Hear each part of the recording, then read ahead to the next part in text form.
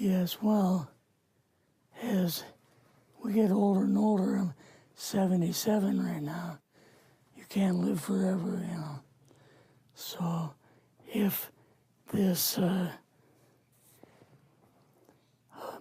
procedure I'm going to have to clean the blood doesn't work, then I've got probably a few more months to make it before my kidneys shut down, you know. So that's kind of why I'm kind of going along with the interview at this time. You're seeing that what you went through is just too important for people not to know about. Yeah. Yeah. Can you just, can we start at the beginning with your military career and just walk through what exactly your experiences were? Was drafted into the military and got into the U.S. Army. After that, I was sent to the Signal Training Center in eastern United States. What year would this be? 58. I went through the signal training course. And at that time, I went through the radio teletype course and also the cryptography course, crypto. They had 5 instructors that were getting out of military service. So they pulled the top 5 students, and I was 3rd in the class. So I got pulled as an instructor. Now, were you at this time also working yet for CIA? No. Not yet? No. After one day, my boss came to me, and he said, how would you like to, make some extra money? And I said, oh, money is good. So he's explained to me that he could put it through, would have to get a top secret White House Q clearance for the job, And I thought, boy, must be a pretty exclusive thing, And I said, well, what is this? And he said that I'm director for the CIA for Eastern United States, And I said, oh, I didn't know that. And he said, you weren't supposed to. After about 6 weeks, my security clearance came through, and I got my CIA card. It was an ID card, like a credit card, where I could just go up to the door and slice it, walk right in. And my name at that time, I used a artificial name too. Never used my real name. I started working with him on the project he was on, and that was Project Blue Book, which was kind of partially a fraud. You're saying some of the Blue Book cases Yes. were completely fictitious? Yes. But the cases that we got came from, I think it was Fort Belvoir, Maryland. Fort Belvoir? Yeah. And it didn't come from the Pentagon, or it didn't come from CIA headquarters. But we would get reports about a certain sighting that they had in Mexico or Italy or something like that.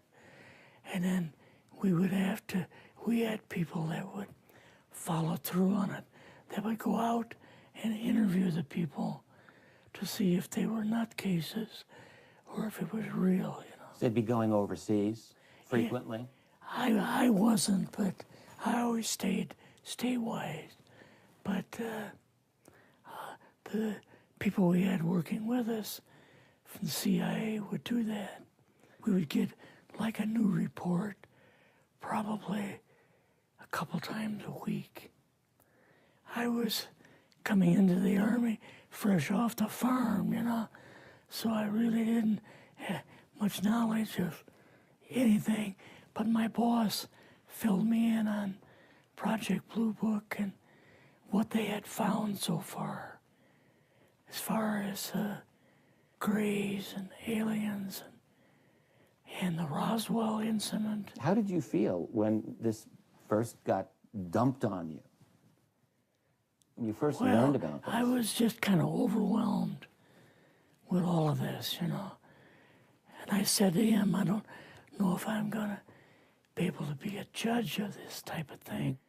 What's real, what's not, when I don't have much knowledge of it, you know. So... What did he say? He said, well, we have to build the information as we go, and you'll see how this thing is working out. And then the other thing is, of course, you really weren't able to tell family or close friends, obviously. No, I couldn't tell anybody. In fact, I had to take a vow that I wouldn't tell anybody. A lot of it for 40 years, and more of it for 50 years, which is up in 2010. You're doing all this crypto work, you're looking at images, photographs, video. It's 1958, maybe the fall of 58.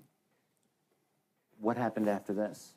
At that time, the Project Blue Book thing kind of went pot, you know. If you remember, back in those days, they kind of declared it as a nothing, you know. Mm-hmm. Right. And they were telling the world all UFOs are misidentifications, hoaxes, balloons. Psychological issues, whatever. Yes. Yeah. So my boss came to me and he says, we've both got a new assignment. And he says, oh, I said, where are we going? Oh, he says, we're going to the Capitol. We're going to be part of the Eisenhower push. He's trying to find out something about all about these aliens that MJ-12 was supposed to find out, but never sent back reports to him. The MJ-12, the UFO control group, were they calling it MJ-12 at that time? Yes. They called us in, went into the Oval Office, and President Eisenhower was there and Nixon, and they said, we called the people in from MJ-12 from Area 51 and S4, but they told us that the government had no jurisdiction over what they were doing. So being a general, past general, you didn't tell them to go to hell without any real good reason, you know. Mm-hmm. So he said, I want you and your boss to fly out there. I want you to give them a personal message. And he says, I want you to tell them, whoever is in charge, tell them that to get in, they have this week, coming week, to get into Washington and to report to me. And if they don't, I'm going to get the First Army from Colorado, and we're going to go over, we're going to take the base over. I don't care what kind of classified material you got. We're going to rip this thing apart. Eisenhower was going to invade Area 51. Yeah, with the First Army. So you go out with your superior. Yes. You fly out. You land. What happens? Can you describe this whole process, what you saw? They took us the 13 or 15 miles south to S4 and like different garage door openings. Okay. And in these garage door openings, they had like different saucer crafts. The very first one had the Roswell craft in. It was kind of crashed up, but apparently every alien that was in it died except for a couple. So you see the Roswell craft, and what are some of the others that you see? Well, the Roswell craft was really strange because it looked like real heavy aluminum foil. We could rock next to it, and you could rock it. The whole thing probably weighed 150, 300 pounds. Could they tell what the source of power was of this craft? Yeah, it was like a reverse gravitational thing of some kind. In fact, one later on, I got the mathematical code for reversing gravity in a 3x5 card. I guess there are different types of grays and so on. How did you see that evidence? Well, at the later on at S4, we viewed the autopsy film, and then the colonel said, "What we've got in here is we're interviewing a gray alien." All right, right there. How did you feel at that moment? Well, I thought, boy, we had no idea we were going to see the real thing. All we saw was film. You had to have a little bit of heart racing at that Yes. moment. My boss was able to go in and had a partial interview with him. So what did this gray alien look like? Could you describe him a little bit? This one looked a little bit oriental. So I'm just wondering if it looked almost human, what about this didn't look human? No, it didn't look human as far as the skin tone and basically the shape of it and the size. How was its head size compared with a normal human, for example? Brain was kind of a little bit bigger. And some of the nose was very, very small. And the ears were just like holes. Mouth was very small. Now, why were they bringing you out here at all, anyway, to see an alien? What was the point? To go back and tell the president they actually had one. So he did not know at this point No, if there was an alien at S4. no. What did you do then at Area? Were you done, or did you have other things to do with Yeah, so S4? basically we were kind of done. Went back to Area 51. They took us into the main building, and there we saw a U-2, which of course we didn't know existed. And a model of the SR-71. Yeah, the Blackbird. So, but like I mentioned earlier, it was not a model of the current Blackbird, It's an earlier version. but an early version. Did you go directly to Washington after this? Yes. Or did you go somewhere else? How did they get, did you fly regular airline or? We flew back to the commuter plane back to the air base, and then took President Eisenhower's Lockheed Electra back to Washington. You and your supervisor, Yeah. superior officer, and now you're meeting with the president? Yes. Can you describe this? Well, we met with him in, the second story of the old OSS warehouse building. And Eisenhower and Nixon were there, and also Hoover was there. So he asked us what was going on, and we told him about the alien, the whole situation, and the black projects and so on.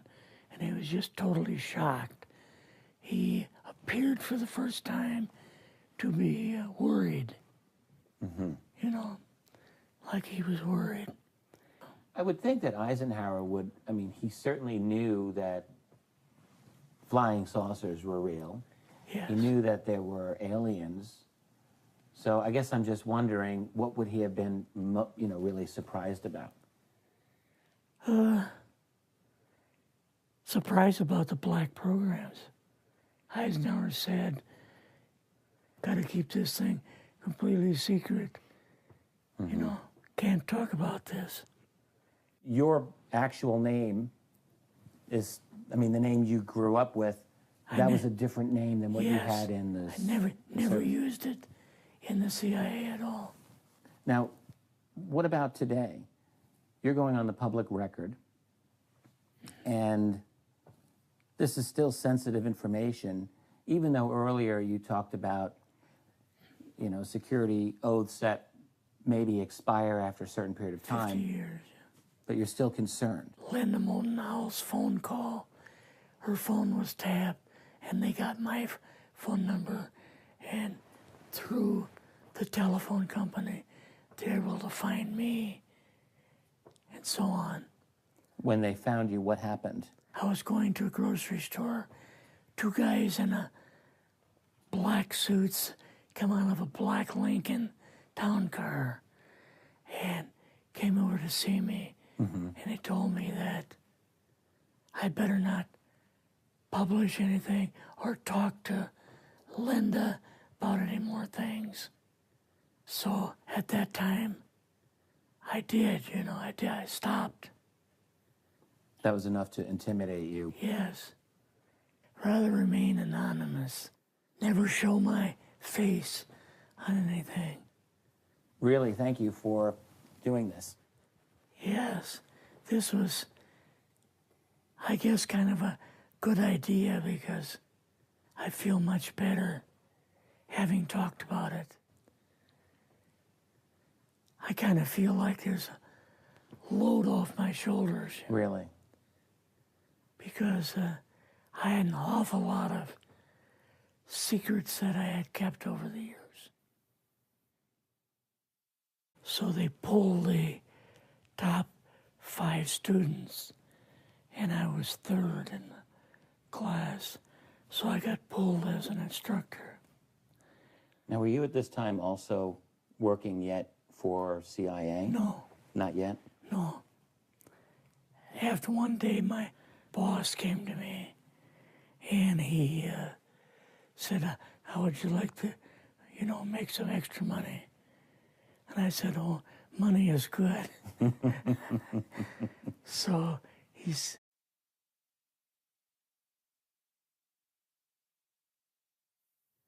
Yes, well, as we get older and older, I'm 77 right now. You can't live forever, you know. So if this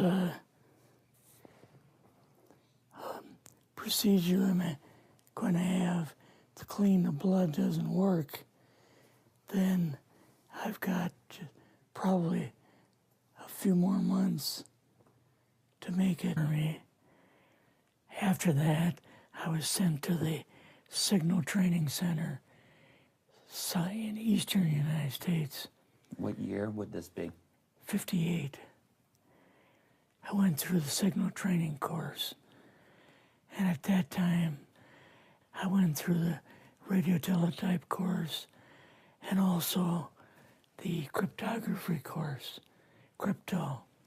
They had 5 instructors that were getting out of military service.